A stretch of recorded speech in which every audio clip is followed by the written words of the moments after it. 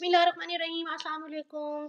जना मज़ेदार से चिकन कढ़ाई आज हम यहाँ पे बनाने जा रहे हैं, तो उसकी रेसिपी मैं आपके साथ शेयर करती हूँ। हाफ़ केजी मैंने ये ले लिया यहाँ पर चिकन, मिक्सी है, बोनलेस नहीं है, बोन्स के साथ ही है।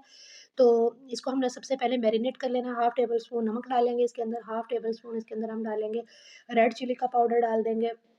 थोड़ी देर इसको मैरिनेट करके रखेंगे, आधा घंटा रख लें, 20 मिनट रख लें।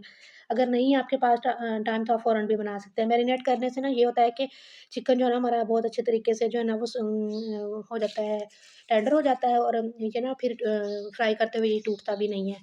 तो यहाँ पे मैंने हाफ़ टेबल स्पून डाला ज़ीरा धनिया पाउडर, रोस्टेड था मेरे पास, और 2 टेबल स्पून यहाँ पर जो है ना वो हमने दही के ऐड करके इसको अच्छे से मैरिनेट करके 20 से 25 मिनट के लिए रख देना है।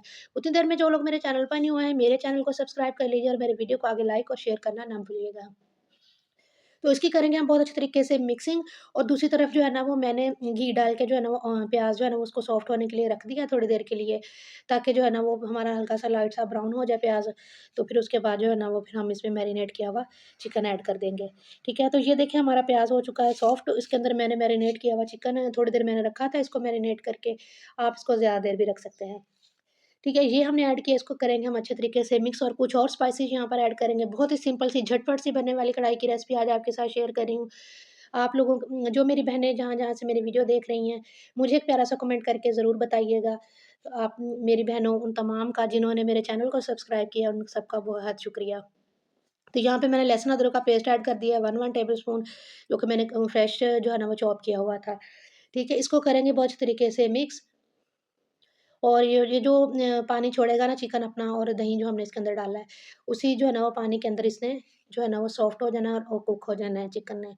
तो यहाँ पे मैंने साथ में हाफ़ टेबल स्पून हल्दी पाउडर, हाफ़ टेबल स्पून नमक ऐड कर दिया है, half tablespoon red chilli का पाउडर, वही बेसिक मसाले जो हमारे डेली के खानों में यूज़ होते हैं ना, वही हमने इनके अंदर ऐड ऐड कर देने हैं। साथ में कट किया हुआ टमाटर, और यहाँ पर जो है ना फिर से हम लोग डाल देंगे 2 टेबल स्पून दही के।